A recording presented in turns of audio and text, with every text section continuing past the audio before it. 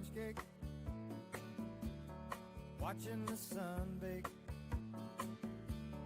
All of those tourists covered with oil, strumming my six string on my front porch swing. Smell those shrimp, they're beginning to boil. Wasting away again in Margaritaville, searching for my lost sugar and salt.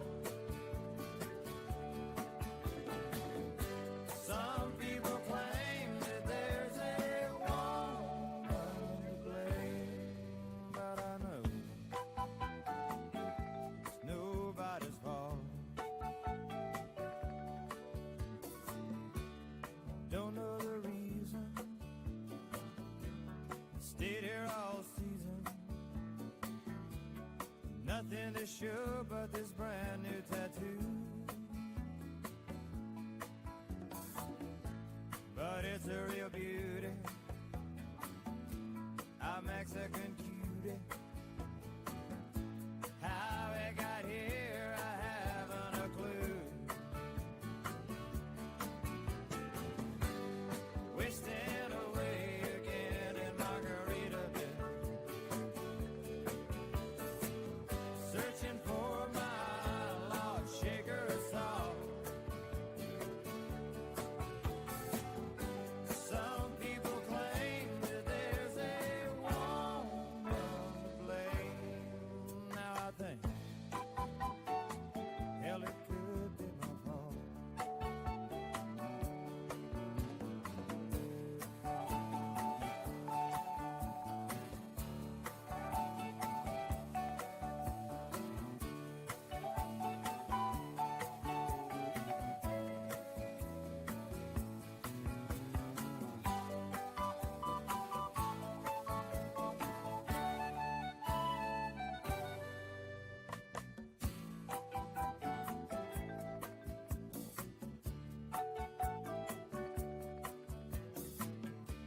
I blew out my flip-flop,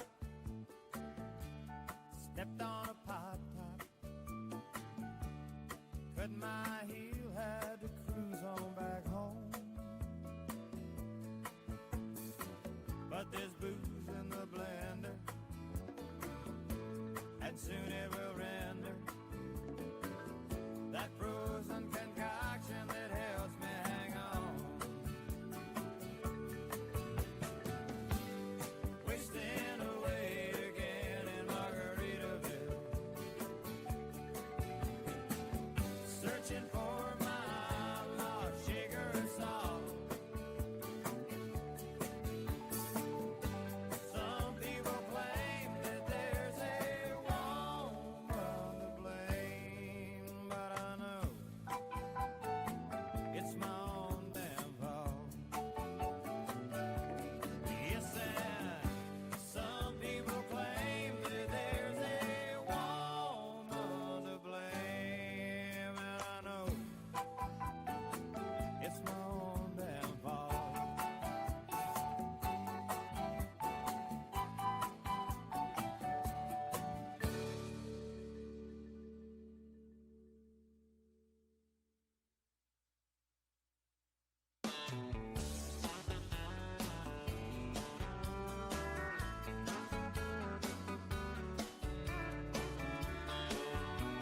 The sun is hot and that old clock is moving slow, and so am I. Workday passes like molasses in wintertime, but it's July. I'm getting paid by the hour and older by the minute. My boss just pushed me over the limit. I'd like to call him something, I think I'll just call it a day. Pour me something tall and strong, make it a hurricane before I go insane. It's only 12:30, but I don't care. It's 5 o'clock somewhere.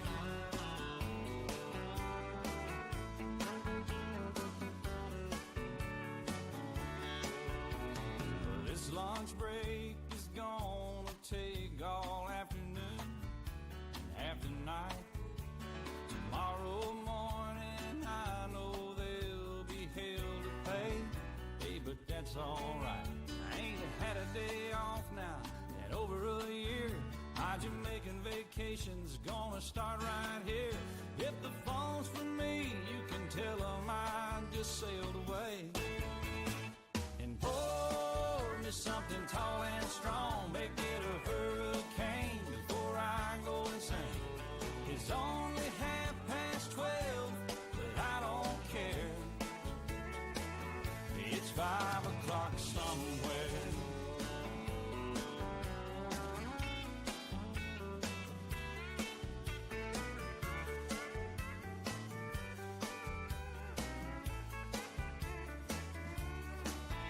I could pay off my tab, pour myself in a cab, and be back to work before 2. At a moment like this, I can't help but wonder, what would Jimmy Buffett do? Funny you should ask, Alan. I'd say, pour me something tall and strong, make it a hurricane before I go insane. It's only 12:30, but I don't care. Pour me something tall and strong, make it a hurricane before I go insane.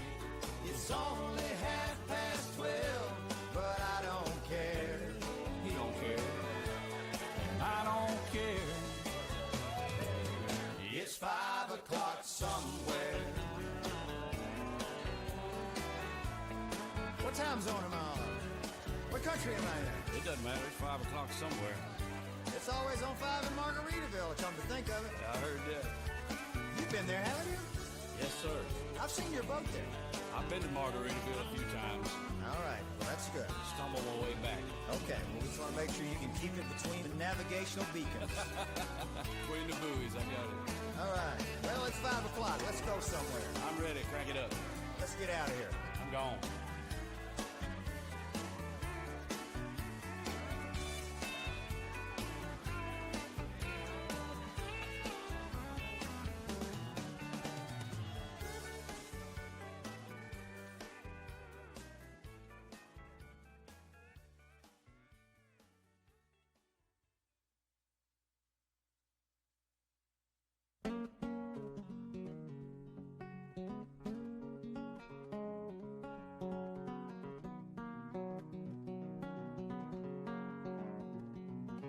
You know, well, I'm a chicken fried, a cold beer on a Friday night, a pair of jeans that fit just right, and the radio. Oh, oh, oh.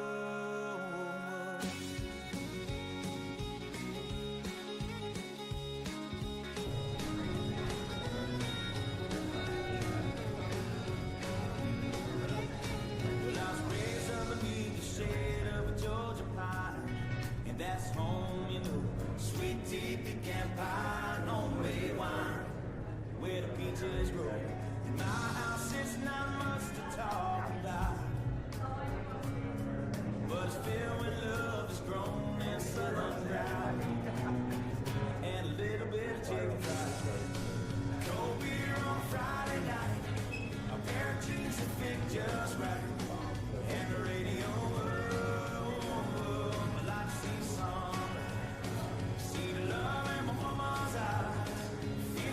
Of a precious child, you know mother's love. It's funny how it's the little things in life that mean the most. Not where you live, what you drive, or the price tag on your clothes.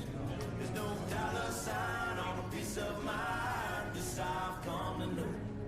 So if you agree, have a drink with me, raise your glasses for a toast to a little bit of chicken fried. Cold beer on a Friday night, a pair of jeans that fit just right, and the radio world, the light see sunrise, see the love in my woman's eyes, feel the touch of a precious child, we know a mother's love.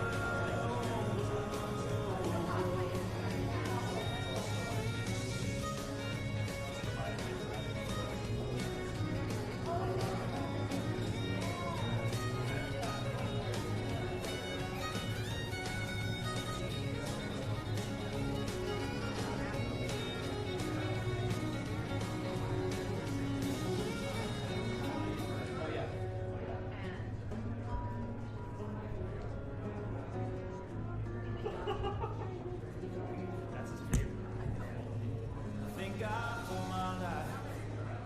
For the stars and stripes, may freedom forever fly. Let it ring, salute the ones who die. The ones that give their lives, so we don't have to sacrifice all the things we love, like our chicken fries and cold beer on a Friday night, a pair of jeans that fit just right, and the radio. But I see sunrise, see the love in my mama's eyes, feel the touch of a precious child, and know a mother's love gets a little tip dry. And cold beer on a Friday night, a pair of jeans that fit just right, and the radio. Well, I see sunrise, see love in my woman's eyes, feel the touch of a precious child, and no mother's love.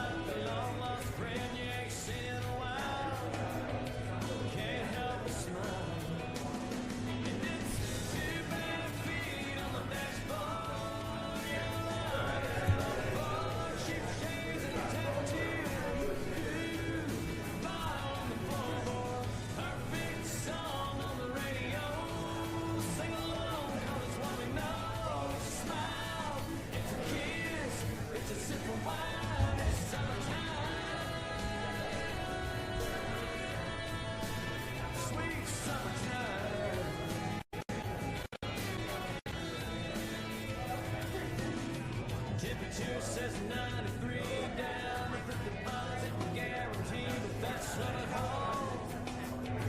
It's nice and cold. Bikini bottoms underneath, but the boys' hearts still skip a beat when them girls shimmy off. Them all cut offs. And it's 2 bare feet on the dashboard. You're loud and on board. Cheap shades and a tattoo and a you on the floorboard. Our big song on the radio. Sing along 'cause it's what we know. It's a smile, it's a kiss, it's a sip of wine, it's summertime. Sweet summertime.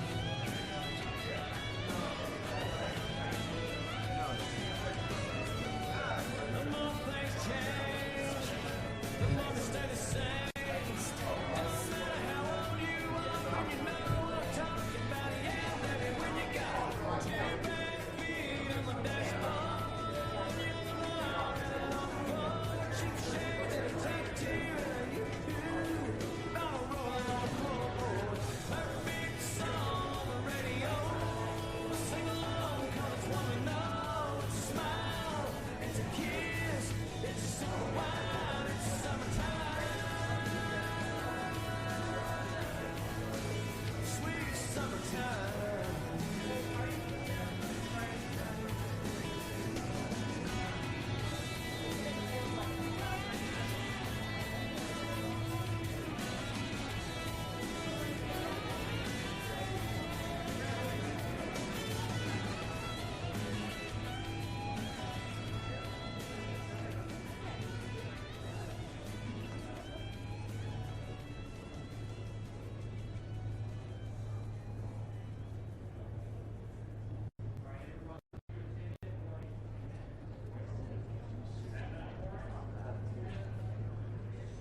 Sunday morning, she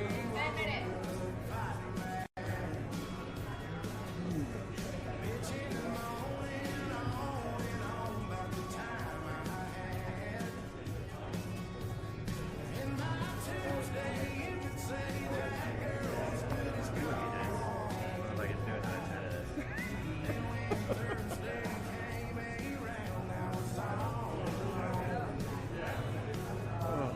So I went for a drive to clear my mind. Hit that shell on I-65. Then I won $100 on a scratch on a ticket, bought 2 12-packs and a tank of gas with it. She swore they were a waste of time, but she was wrong.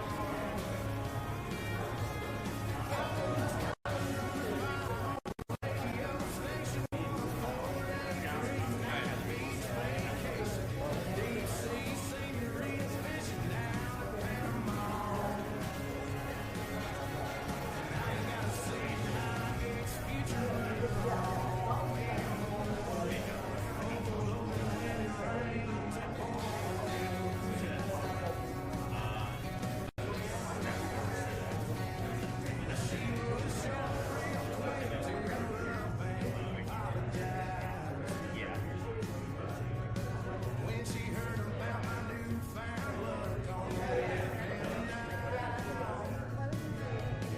and it's crazy how it just seems to come in So I'm not pretty wide because I can't even. I'm going to be down on the ground the whole time. I will not stand up. Just saving my knees for now.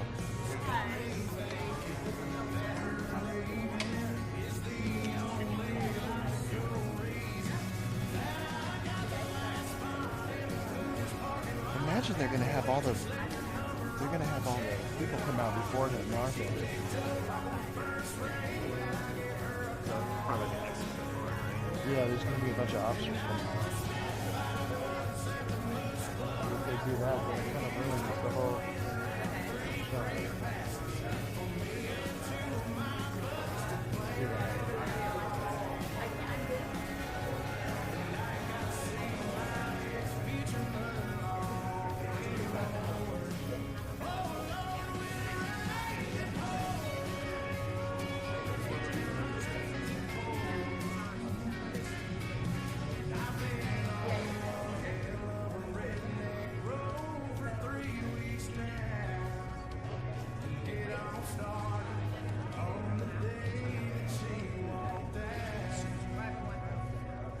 Sorry.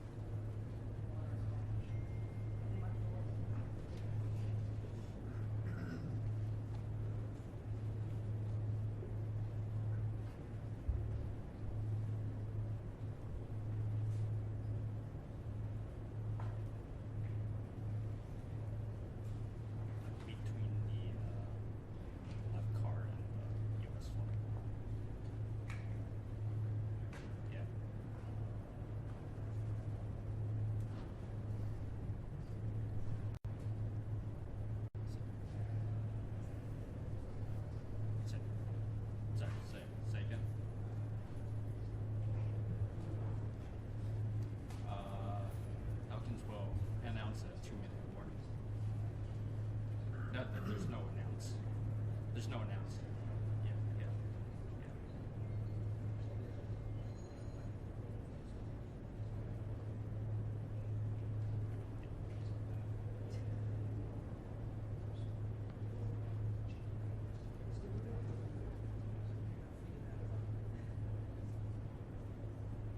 Two-minute warning.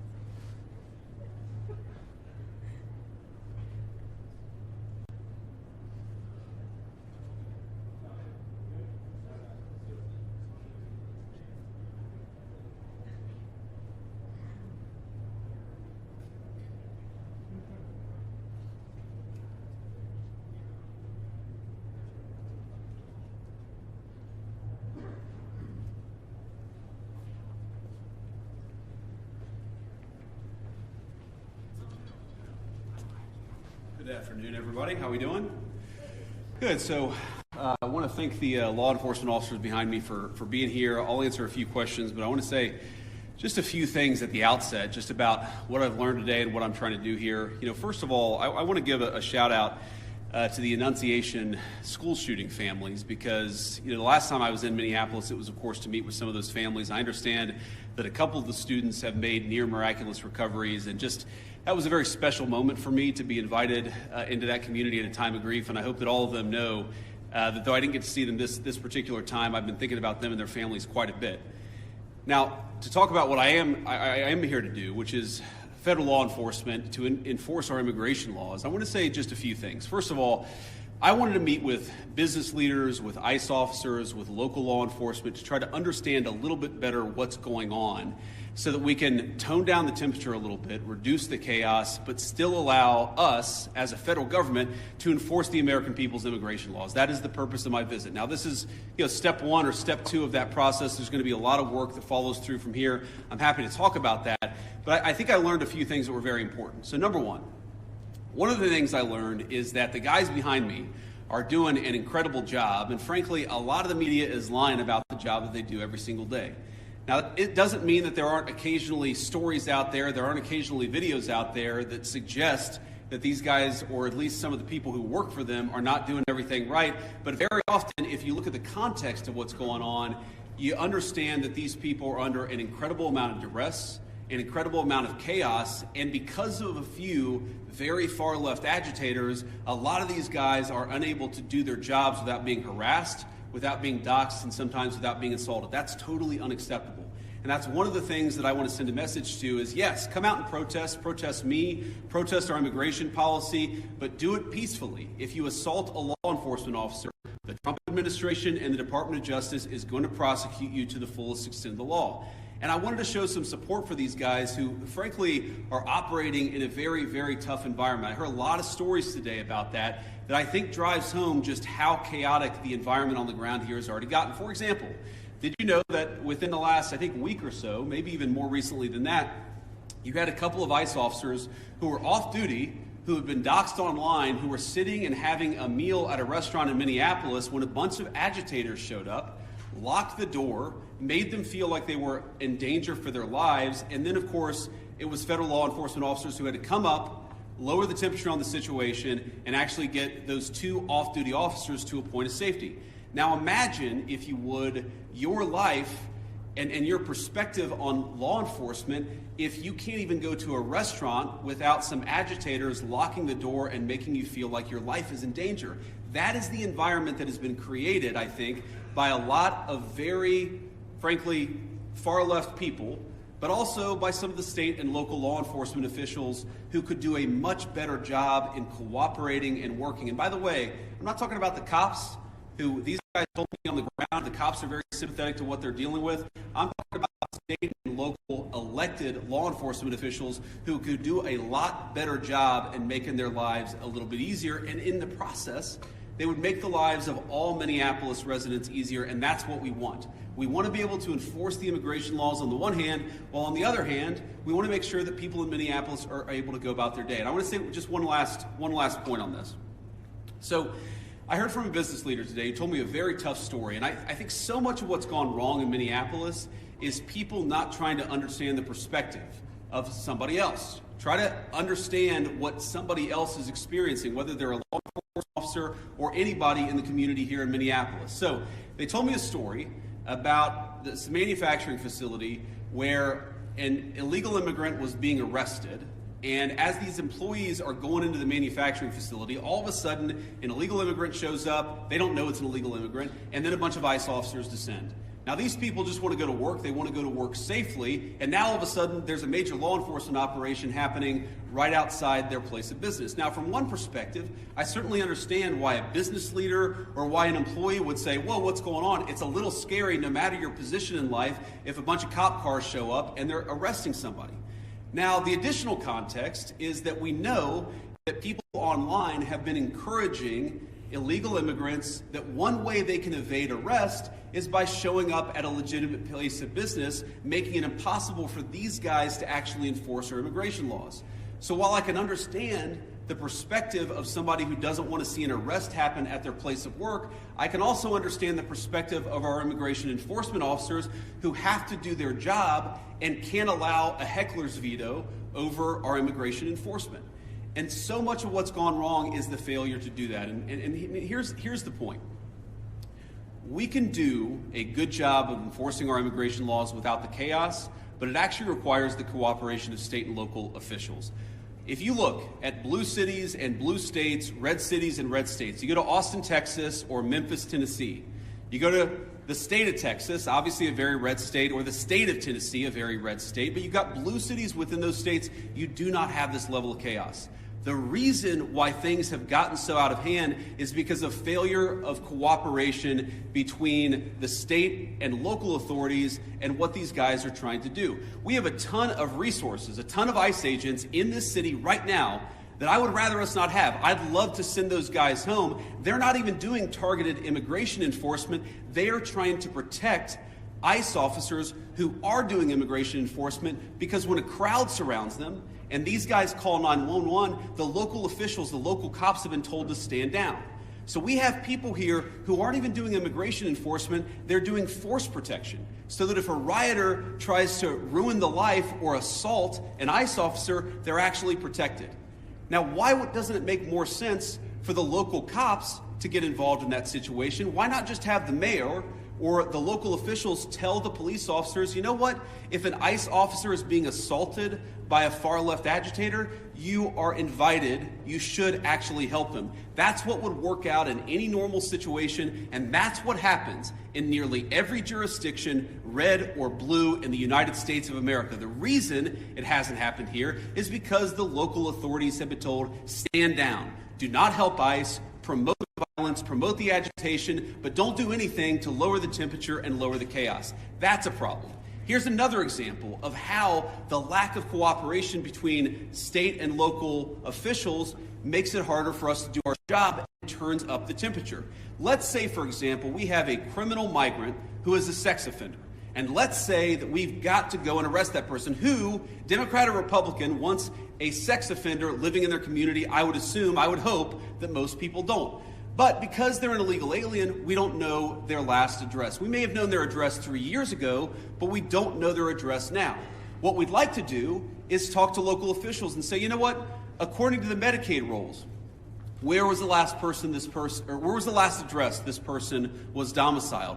Or according to a SNAP application, a food stamps application, maybe that could give us insight to where this person is today. Or maybe they had some local court trouble. We could go to the local courthouse or even the local jail and try to find where this criminal sex offender is today. The local authorities have been told, do not cooperate.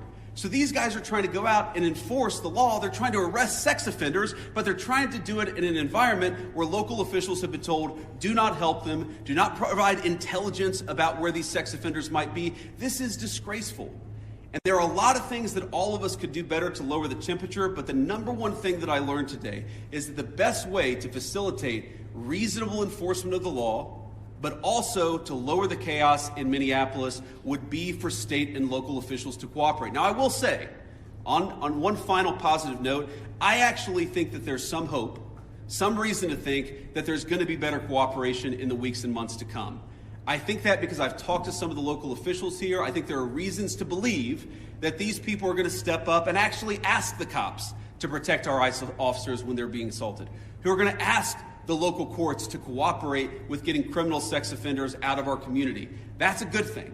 That's the good news, and that's something I'm going to work on when I get back to Washington. But please, if you're a local official, if you're the mayor of this town, if you have any influence over those people, just tell them to cooperate. Because we could have immigration enforcement operate as smoothly and without the chaos that we see in Austin, Texas, or Memphis, Tennessee, or even rural parts of the state of Minnesota. All we need is a little cooperation. I guarantee we're going to do the best to be professional, to respect people's rights, to not do anything that we don't have to do in order to enforce immigration laws, but it would make our lives a lot easier, it would make our officers a lot safer, and it would make Minneapolis much less chaotic if we had a little bit of cooperation from the state and local officials. With that, I'll shut up and take some questions. Thank you, guys. Vice President Vance, a local school district here is alleging ICE agents detaining a 5-year-old after preschool on Tuesday. We've also seen multiple American citizens detained by ICE or harassed by ICE in the last 6 weeks. Are you proud of how your administration is conducting this immigration crackdown here in Minnesota right now?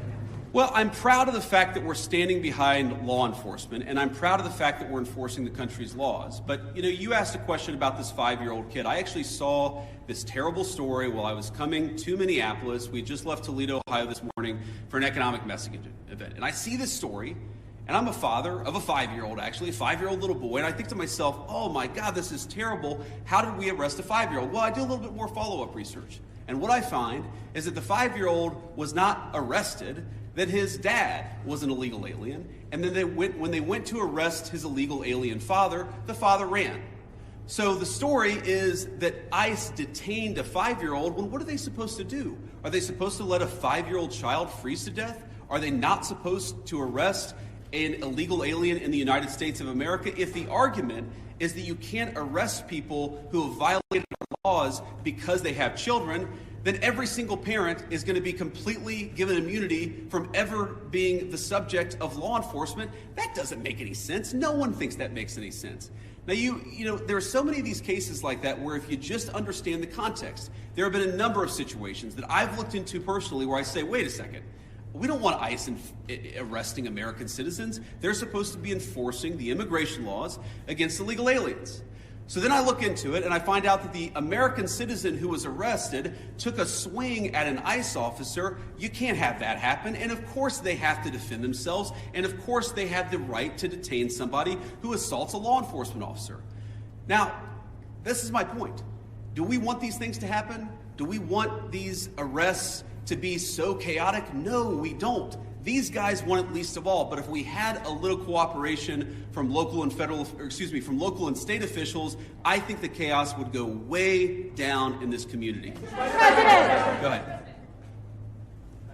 After the Renee Good shooting, sir, the administration seemed to suggest... Yeah, well, you can go next. Oh, no, I'm sorry. I Yeah. thought you pointed it No, out. that's fine. I'll take both. After the Renee Good shooting, sir, the administration seemed to... After the Renee Good shooting, the administration seemed to suggest that ICE officers enjoyed near complete immunity. But today you told the Washington Examiner that when appropriate, the administration might take disciplinary actions against ICE agents. So is that a change of opinion? And if so, why the change in tone? No, I didn't say, and I don't think any other official within the Trump administration said that officers who engaged in wrongdoing would enjoy immunity. That's absurd. What I did say is that when federal law enforcement officers violate the law, that is typically something that federal officials would look into. We don't want these guys to have kangaroo courts. We want them to actually have real due process, real investigation, because again, sometimes they're accused of wrongdoing, and it turns out when you learn the context, they didn't actually do anything wrong. But of course we're going to investigate these things. Of course we're investigating the Renee Good shooting, but we're investigating them in a way that respects people's rights and that ensures that if somebody did something wrong, yes, they're going to face disciplinary action, but we're not going to judge them in the court of public opinion. I've spoken at length on this particular case. I think that Renee Good's death is a tragedy. I also think that she rammed an ICE officer with her car. So the tragedy here is multi-layered. The tragedy is there was a misunderstanding. The tragedy is that Renee Good lost her life. The tragedy is that you have ICE officers who are going into communities where they're worried that if they call 911, no one's going to come to help them. That is what produces this terrible situation, and it's something state and local officials here in Minnesota could solve. Yes, sir. Could you give us a message towards the March for Life tomorrow, especially regarding this cooperation and family values? It's a shame the kids have to get caught up in all this, and towards that. Well, it is a shame that kids have to get caught up in this. I am speaking at March for Life tomorrow. I'm pro-life, and I'm very excited to speak there. I want to talk about local law enforcement, but I am. As a child, I saw people in my family get arrested. It's terrible. It's heartbreaking, it's chaotic, it's traumatic for the kids. I can recognize that, and I can recognize that we got to support these kids, while on the other hand saying that just because you're a parent doesn't mean that you get complete immunity from law enforcement. And I think we have to hold both of those thoughts in our head at the same time. We've got to be sympathetic to the kids who are caught up in some of these enforcement actions. We've also got to say we have to enforce the law without bias, with fairness, but we've got to enforce the law. Mr. Vice President! Speaking about local government, there was was a clash in St. Cloud roughly a week ago, and their mayor said they haven't heard about ICE being in the city. And how does ICE kind of proactively work with these local agencies? What are those policies, and what's your response to that allegation? You said there was an altercation in St. Cloud. Yeah. After the incident, the mayor said that ICE did not communicate with them that they were in the city for a major operation. The police chief did not know about the operation at the time. Could you talk a little bit about proactive communication with local law enforcement? Yeah, it's one of the takeaways. I've talked with these guys before we came on the stage, but during our roundtable and some of the other conversations we've had, communication, we absolutely want to ensure there's good communication between federal officials and state and local officials, and I'm sure that we can do better on that. We absolutely want to make sure that we are communicating, but that also requires a two-way street, and that's the point that I make about state and local officials. These guys will absolutely communicate with state and local officials. They'll tell people if they have to do an enforcement operation in a particular municipality, but part of that is they also want to ensure that if they're communicating about their whereabouts, that's not being used as a weapon against them. Sometimes they tell people where they're going, and then they find out that their agents' faces are on on Reddit or on some social media thread saying, here's this guy, we know he's going to be at this place at this exact time. So that communication has got to be a two-way street. These guys are going to communicate with business leaders, with local officials, with state officials, but we also need the local officials and state officials to do a good job of protecting people when they're in their communities. We're not asking, by the way, we don't want any police officer in this community, in this state, to help us do immigration enforcement. We've got that. But if a protester shows up and that protester turns violent against our immigration officers, we really, really need the cooperation of our local partners. We haven't gotten it yet, but I think if we do, we really can lower the temperature. Earlier this week, calling it the Washington Post reported today that an ICE memo allows agents to enter people's houses without a judge's warrant. What do you say to people who are concerned about this violating the Constitution, and how much is this tactic being used? Yeah, so I saw that story, and the story is like so much that I read in the mainstream media. It's missing a whole lot of context, and we appreciate the context. It makes sense.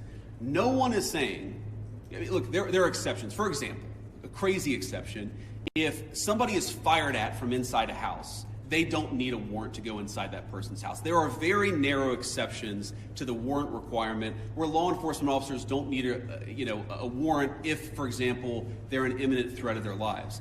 But what we've said and what ICE has proposed, what the Department of Homeland Security really has proposed in the Department of Justice, is that we can get administrative warrants to enforce administrative immigration law.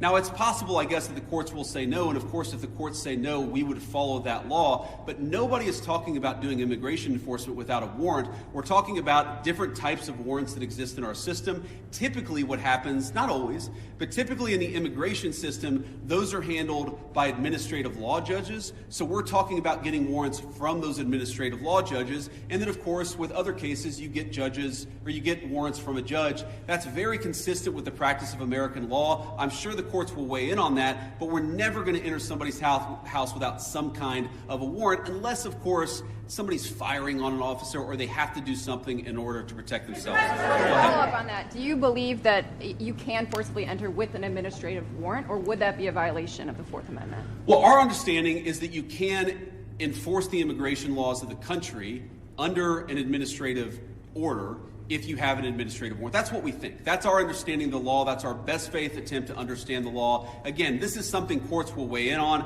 I won't speak to that. But yes, most immigration law in our country is not done through the criminal system with the judge. It's done through the administrative law system. We're going to continue that practice just as they did in the Biden administration or any other administration. Was there anything that you heard or saw today that would cause you to counsel the president to invoke the Insurrection Act? And then also, did you meet or talk to the ICE agent who was involved in the Renee Good incident? I did not talk to him today. I talked to some of his colleagues. Your question on the Insurrection Act is interesting. I've tried to understand this as well as I possibly could, and my understanding is what the Insurrection Act, what invoking the Insurrection Act would allow the federal government to do, is that it would allow the federal government to use the military for local law enforcement operations. Right now, we don't think that we need that. Now, the president could change his mind. Of course, things could get worse. But right now, we think that federal law enforcement officers can do the job of federal law enforcement. Now, what I do worry about, again, is if the chaos gets worse, if more and more ICE agents start getting assaulted, if other law enforcement officers start getting assaulted, that would be a real problem. But again, we have so much federal law enforcement resources here right now. We have so many people here that we do not want to have here. I do not want so many ICE officers in Minneapolis right now. I mean, good Lord, it's really, really freaking cold outside. But they're here not even to enforce immigration laws, but to protect the people from the rioters. That's an absurd state of affairs, and we wouldn't need it if we had a little bit more cooperation from the Minneapolis Police Department. Again, the Minneapolis Police Department, my understanding is that the actual beat cops on the ground, they would love to help out, but they're being told by somebody, I don't know if it's Mayor Frey, they're being told by somebody not to cooperate at all. What kind of a person tells their local police don't protect somebody if they're being assaulted by a rioter? It's crazy, and it's got to stop. Yes. Earlier this week, local law enforcement accused federal agents of racial profiling. Why are there so many U.S. citizens being caught up in this operation? Well, I think your question assumes something that's not necessarily in evidence, which is that when there are American citizens who have been caught up in some of these enforcement operations, very often it is people who have assaulted a law enforcement officer. They're not being arrested because they violated the immigration laws. They're being arrested because they punched a federal law enforcement officer. That is a totally reasonable thing. Now, to the accusation of racial profiling, look, it's something that we take very seriously. We will take accusations of racial profiling back to Washington. We'll certainly look into them as they come up. But this is not a group that's going around and looking for people who violated the law based on skin color. They're looking for people who violated the actual law, the law of our immigration system in this country. And so long as we had more cooperation, I think they could do these things in a much more targeted way. They would actually know where some of the bad guys are. I mean, again, you hear things that are hard to believe, but I've confirmed that they're true. Sex offenders who we're trying to get off the streets, who the local officials won't tell us their last known address. So then the local officials say, oh my God, these guys are doing widespread targeted enforcement operations, when in reality, we would love to just go to one house. The local officials won't tell us which one house to go to. Mr. Vice President, to that question, the local police chiefs have said their own off-duty officers, so police officers, are being targeted because they are a person of color and asked to show their papers. Is that a concern of the administration and the Department of Homeland Security if local law enforcement says their own officers are being targeted, and they described it as, quote, civil rights violations in our streets? So I saw one story about this and one local police officer who said this, and look, certainly is it a concern? Absolutely. The first thing we have to figure out is whether it happened or not. And then if it happened, whether there is a good explanation or a bad explanation. And of course, if somebody violated the law, if somebody racially profiled, if somebody violated the rights of one of our fellow citizens, that is something we will take very seriously. What I also would say is that many of the most viral stories of the past couple of weeks have turned out to be, at best, partially true. So we want to try people based on reality, based on the truth, based on context. We're not going to prejudge people just because of a viral social media story that turned out to be half false. President, a quick question about the roundtable you just had. I presume that happened. Did you invite anybody with an opposing point of view to get an idea of why people are upset here? And just as a quick follow-up, have you reached out to Governor Walz at all in an attempt to turn down the temperature? So I haven't talked to Governor Walz on this particular trip. A number of members of our administration, I believe our chief of staff, spoke to the governor and has been in constant contact with his staff over the past week. We've been, in my office, in constant contact with people here on the ground in Minneapolis. There were certainly people at our roundtable with opposing views. And look, I don't even know, whether it's public, but yes, we met with people with opposing views here at the roundtable. I wanted to get a perspective from everybody, but also, of course, offer my opinion that with a little bit more cooperation, we could lower the chaos. We're going to keep on doing that. If Governor Walz wants to call me, we'll absolutely continue talking. I will say that my sense of this situation, having talked to these guys for a long time, is this is primarily a law enforcement issue. This is the Attorney General. This is the local mayor. This is all of the organs of local and state law enforcement. That's who we focused on, but we've certainly been in communication with the governor and his office as well. Vice President. Yeah. So local law enforcement obviously hasn't been really helping out with the agents who've been assaulted repeatedly. What's the plan if nothing changes there here locally and this operation has attracted thousands of agents? Are there any plans to go to any other cities from here? Well, right now we're focused on Minneapolis because that's where we have the highest concentration of people who have violated our immigration laws, and that's also, frankly, where we see the most assault of our law enforcement officers. I mean, our plan is very simple. If you assault a federal law enforcement officer, we're going to do everything that we can to put you in prison. It's very simple. And most of these protesters, as much as I may disagree with their politics, most of them have been peaceful, but a lot of them have not been peaceful. And if you go and storm a church, if you go and assault a federal law enforcement officer, we are going to try very hard. We're going to use every resource of the federal government to put you in prison. Respect people's rights. Respect people's rights to worship. Respect people's rights to do their job without being assaulted. If you follow that basic principle, the Trump administration is doing everything that we can to protect your rights. But if you go after somebody, if you assault somebody, if you make a 9-year-old girl cry because you walked into her church and harassed her, we're going to go after you with every single tool that we have. President, Yeah. with NBC News, sir. Your administration has said repeatedly this is about safety, about making Americans feel safer. So what do you say to people here in Minnesota who say it's the overwhelming presence of ICE officers and federal officers and their tactics that are making them feel less safe? Well, one thing I would say is, first of all, we saw in 2025 the biggest one-year drop in murders in the history of the United States of America. Significant reductions in violent crime. The reason why we have less violent crime is really two reasons. Number one, because we're enforcing the immigration laws and getting very violent criminals out of our country. And number two, because we're enforcing our criminal laws and putting guys who assault and murder behind bars. This is part of a broad effort to make us safe. And the chaos that people are seeing, and I understand there is frustration of the chaos, I'd say that we're doing everything that we can to lower the temperature, and we would like federal and state and local officials to meet us halfway. Are you saying that they're not perceiving it correctly? Are you saying that they're not seeing that it's the tactics or the presence of the officers that are... Look, I'm sure that people are seeing a lot of things that would make any member of our national community feel very upset, but I also think that if you understand this in context, this is the inevitable consequence of a state and local government that have decided that they're not going to cooperate with immigration enforcement at all. In fact, they're going to aggressively not cooperate. So here's a basic illustration of this. If you are an ICE officer and you have to arrest a person who's committed assault and is also an illegal alien, but the state and local officials won't help you identify that person, many of the things that people in Minneapolis are seeing that give them pause, that frustrate them, that worry them, that make them feel like things are too chaotic, many of these things are coming from the fact that there's no cooperation with state and local law enforcement. And I guess what I would tell people, again, many of whom are justifiably concerned and worried about what they're seeing in their communities, is why are we not seeing it anywhere else? We're seeing this level of chaos only in Minneapolis. LA and Chicago, we had some problems there. Pretty much every jurisdiction where these guys are operating, you don't see the same level of chaos. You don't see the same level of violence. You don't see the problems that we're seeing in Minneapolis. Maybe the problem is unique to Minneapolis, and we believe that it is. And it's a lack of cooperation between state and local law enforcement and federal law enforcement.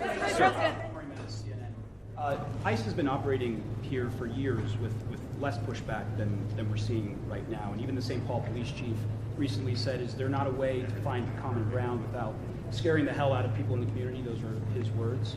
And I just wonder, with this Operation Metro Surge, is any part of it meant to send a form of political message to the leaders here in Minneapolis and the state of Minnesota? And I know you talked about you've been in touch with the governor's offices and the mayor's offices, but why have you not been able to speak to them directly? Have they not been willing to do so? Well, look, I have spoken to some of the people in Minnesota directly. I spoke to some of them today. I've spoke to others in the past. And again, our staff has been in very direct contact with pretty much every official with any influence or any power in Minneapolis. But no, we're not trying to send a political message. We're trying to enforce the law. And unfortunately, what has happened is that as we've enforced the law, there's been this weird reaction, again, unique to this city. This is not a common thing across the United States of America. There's been a very unique, very Minneapolis-specific reaction to our enforcement of federal immigration laws. What I'm trying to do here today is understand why that is. What is it about Minneapolis that has become so chaotic? What are the specific types of cooperation that we need? Look, I don't need Tim Walz or Jacob Frey or anybody else to come out and say that they agree with JD Vance or Donald Trump on immigration. I just don't need that. What I do need them to do is empower their local officials to help our local or help our federal officials out in a way where this can be a little bit less chaotic and it can be a little bit more targeted. Like if we're trying to find a sex offender, tell us where the guy lives. Simple things like that, simple changes in how they're approaching immigration enforcement would make this work a lot better. It would make Minneapolis' streets a lot safer, and it would make this whole thing a lot less traumatic for this community. I'll take one more question. Mr. Vice President, you've said that it's time to turn down the temperature. Does that include changes to both ICE and CBP tactics that we've seen employed on the streets, including less than lethal tactics, pepper spray, pepper balls? Beyond that, what is the federal government's role in turning down the temperature? And the Minnesota Department of Corrections says that its own officers have been cooperating with ICE all along, handing over criminals once they serve their sentences to ICE officials. Can you concede that there is some cooperation with the state? Yeah, look, if I was going to list the 5 agencies locally and statewide that I'm most worried about, I wouldn't put the Department of Corrections on that list. I think that while there are certain things we'd like to see more from them, they've hardly been the worst offenders. You agree with that, guys? That's a fair assessment. But I think you talked about tactics and you talked about the response to things. Look, we don't want to employ tactics that we don't employ the kind of tactics that are only necessary when violence is committed against officers. That is these guys' directive, and that's what we're going to try to do. And again, the president said this a couple of days ago, whenever you have a law enforcement operation, even if 99.99% of the guys do everything perfectly, you're going to have people that make mistakes. That is the nature of law enforcement. What I do think that we can do is working with state and local officials, we can make the worst moments of chaos much less common, and all they've got to do is meet us halfway. These guys want to communicate with them. They want to talk to the local business leaders. Many of these guys, many of the people standing behind me are members of the Minneapolis community. Many of the officials that I met today who work in federal immigration enforcement, this is their home. They love this place. These are their neighbors. They want this to work a lot more smoothly. I think that we can get there. We just got to work at it a little bit, and we need some cooperation from state and local officials. The last thing that I'll say is I just hope they give it. This is a beautiful city. I've only been here a few times. I love it. Even in this weather, I love Minneapolis. We could do a lot better. We could do a lot more with more cooperation. The Trump administration, the directive that I got from the President of the United States is meet these guys halfway. Work with them so that we can make these immigration enforcement operations successful without endangering our ICE officers, and so that we can turn down the chaos a little bit, at least. I think a lot, actually. But for us to do that, we need some help from the state and local officials. We will keep on working with them, and so long as they're willing to work with us, they will always find a partner in public safety and law enforcement in the Trump administration. Thank you all.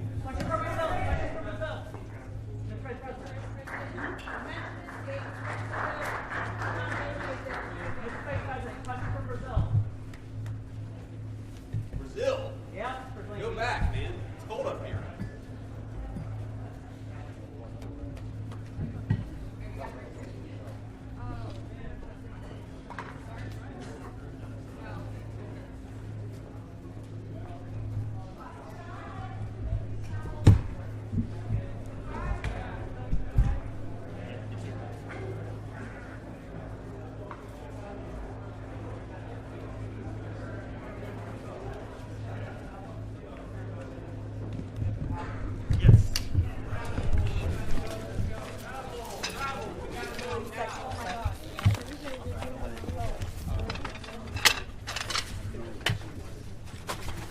Travel, come on. You guys gotta travel. Yeah.